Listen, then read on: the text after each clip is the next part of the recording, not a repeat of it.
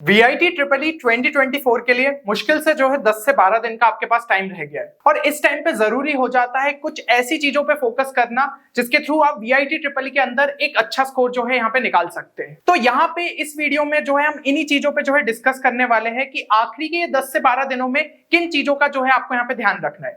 और कई सारे स्टूडेंट्स इस चीज को लेकर डिमांड कर रहे थे कि भैया जो पिछले साल के यहाँ पे क्वेश्चंस आए हैं या फिर सैंपल क्वेश्चन पेपर में जो क्वेश्चंस दिए वो आप यहाँ पे जो है डिस्कस कराइए। तो ऑलरेडी आपके लिए एक प्लेलिस्ट हमने जो है क्रिएट कर दी है जिसके अंदर अभी 3 वीडियोस जो है आपके लॉन्च हो भी गए थे, लेकिन कई स्टूडेंट्स जो है शायद उस टाइम पे वो वीडियोस को देख नहीं पाए थे।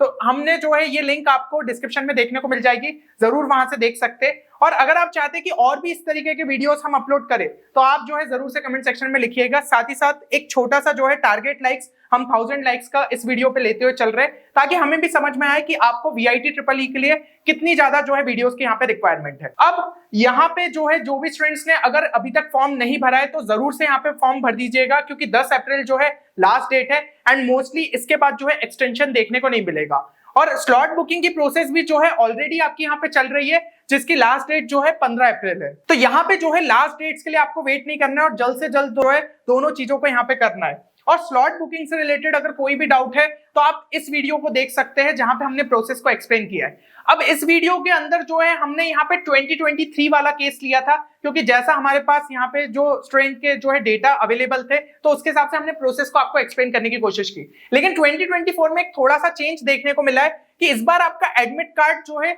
डायरेक्ट मतलब जैसे ही आप जो है स्लॉट बुक करते हो उसके बाद रिलीज नहीं किया जाएगा बल्कि 2 दिन पहले जो है एग्जाम से आपको रिलीज होता हुआ देखने को मिलेगा। तो ये चीज बस देख लीजिएगा।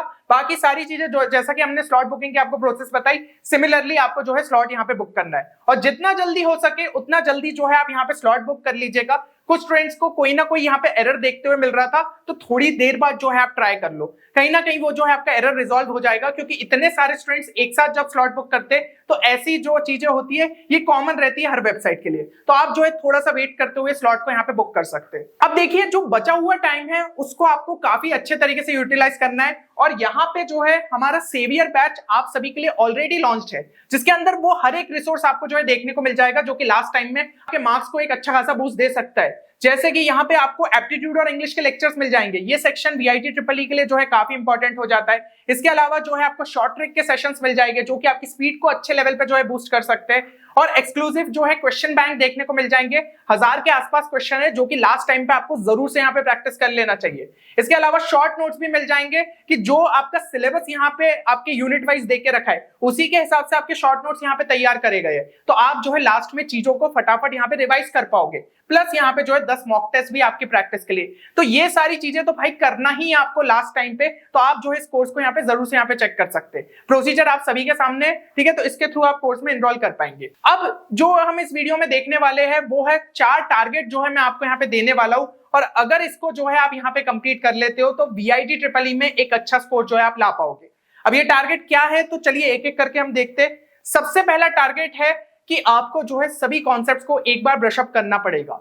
देखिए यहाँ पे आप में से कई सारे जो है क्लास 12 के स्टूडेंट्स होंगे और कुछ जो है ड्रॉपर्स होंगे। तो क्लास 12 के स्टूडेंट्स तो भाई आप अभी जो है बोर्ड एग्जाम देकर ही होते हो तो मोस्ट ऑफ द कॉन्सेप्ट्स आपके दिमाग में यहाँ पे सेट हो गए। अब उन्हीं को जो है अच्छे तरीके से एक बार रिवाइज कर लो और जो है वहां पे आप ज्यादा से ज्यादा क्वेश्चंस यहाँ पे प्रैक्टिस कर लो। और दूसरा उसके बाद क्या करना है, क्लास 11 के हाई वेटेज पोर्शंस पे पहले वर्क कर लो क्योंकि क्लास 12 के स्टूडेंट्स के साथ यही दिक्कत होती है कि वो क्लास 11 का भूल जाते हैं और लास्ट में किस चीज को जो है प्रायोरिटी देनी है। तो उसके लिए ऑलरेडी हमने एक वीडियो आपके लिए यहाँ पे बना दिया है जहां पे हाई वेटेज चैप्टर्स को जो है डिस्कस किया है कि आपके जो है पिछले सालों के पेपर में यहाँ पे कौन से क्वेश्चन से ज्यादा क्वेश्चंस देखने को मिले। तो अगर आपने ये वीडियो चेक नहीं किया है तो जरूर से चेक कर लीजिएगा, लिंक आपको जो है डिस्क्रिप्शन में देखने को मिल जाएगी और इसके हिसाब से आप क्लास 11 के चैप्टर्स को जो है प्रायोरिटाइज कर सकते हैं। अब अगर हम बात करें यहाँ पे ड्रॉपर्स के लिए तो देखिए ड्रॉपर्स को क्या करना है, आप यार ऑलरेडी यहाँ पे मेरे हिसाब से जेईई मेंस से कई बार जो है फेमिलियर हो चुके हो और बार बार जो है आपने सिलेबस अच्छे तरीके से करा ही होगा।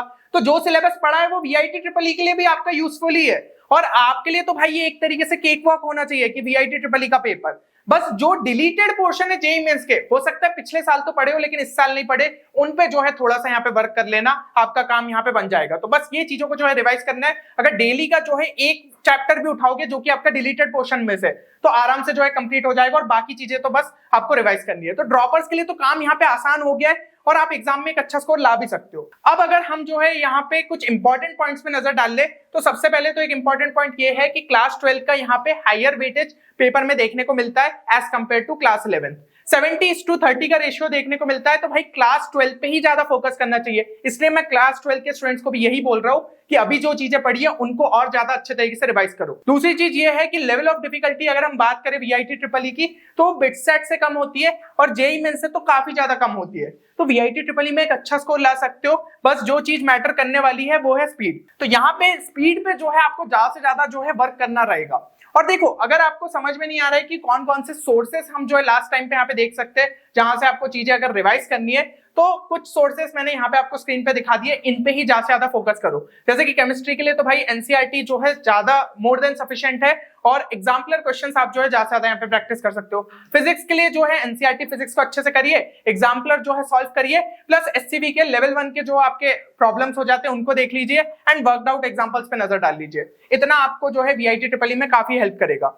एंड मैथ्स के लिए जो है एनसीईआरटी मैथ्स आप देख सकते हो, क्योंकि कुछ जो है डायरेक्ट फॉर्मूला बेस्ड क्वेश्चन रहते हैं, आपके काम बन जाएंगे उससे। लेकिन थोड़ी सी अच्छे लेवल के अगर क्वेश्चंस करना है तो आरएस अग्रवाल या आरडी शर्मा के भी थोड़े से जो है अच्छे लेवल के क्वेश्चन देख सकते हो, तो उससे जो है आपको यहाँ पे प्रैक्टिस होगी। और टाइम बचता है तो एग्जाम्पलर भी जो है आप मैथ्स के अंदर जरूर से यहाँ पे लगा सकते हैं।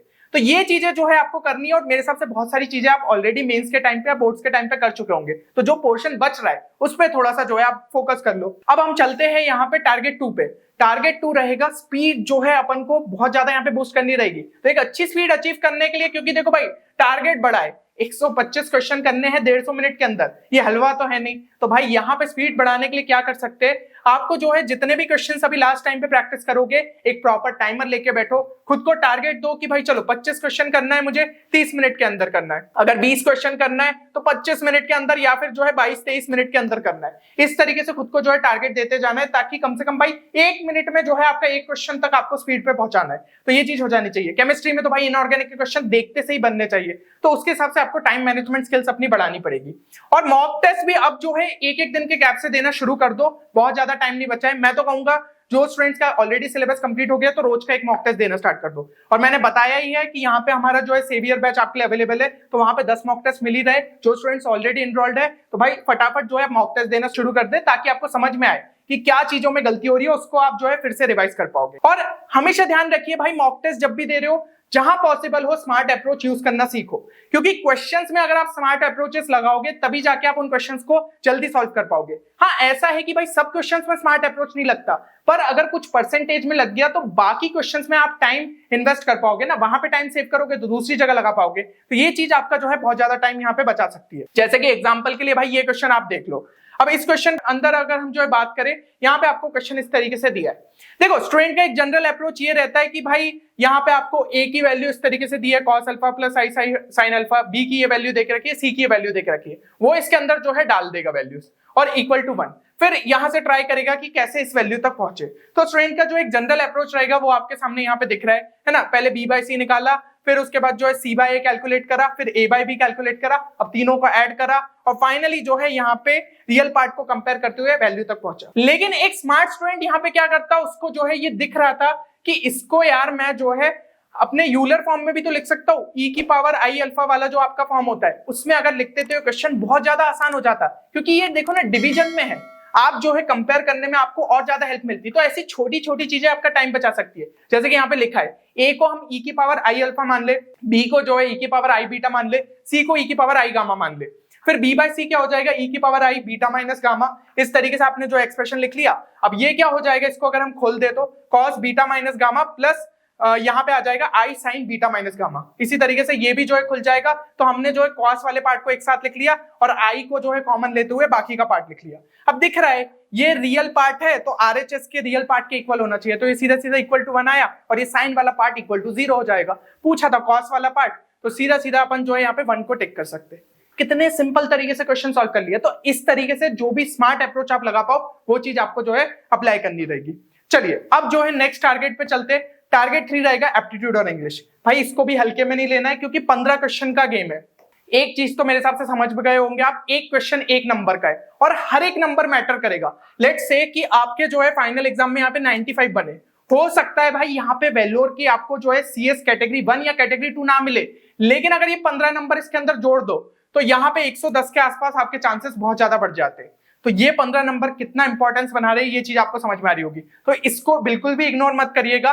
डेली के 15 से 20 मिनट आपको निकालने, आधे घंटे तक निकाल लो तो और भी बेटर है। और क्वेश्चंस जो है आपको एप्टीट्यूड के यहाँ पे ज्यादा से ज्यादा प्रैक्टिस करने, ठीक है। तो यहाँ पे जो आपको टॉपिक्स दे के रखे ऑलरेडी ब्रोशर में, सिर्फ उन पे वर्क करना है। जैसे कि डेटा इंटरप्रिटेशन हो गया, है ना, चार्ट देख के क्वेश्चंस को जो है सॉल्व करना, क्या इन्फॉर्मेशन दे के रखी है, डेटा सफिशिएंसी हो गई, सिलोजिज्म हो गया, नंबर सीरीज हो गया, कोडिंग डिकोडिंग हो गया, क्लॉक्स हो गया, कैलेंडर डायरेक्शंस हो गया। आप टॉपिक सर्च करोगे आपको बहुत सारी साइट्स मिल जाएगी जहां पे क्वेश्चंस देख सकते हो। लेकिन अगर इस मेहनत से भी बचना है तो ऑलरेडी हमने जो है इनके काफी क्वेश्चंस हमारे कोर्स के अंदर प्रैक्टिस कराए, तो आप उसको जरूर से चेक कर सकते हैं। देखिए वो कोर्स आपको जो है ना लास्ट टाइम में काफी सारी चीजों से बचा सकता है और आपको जो है रिविजन में बहुत ज्यादा हेल्प प्रोवाइड कर सकता है। तो आप उसको जरूर से यहाँ पे देख सकते हैं।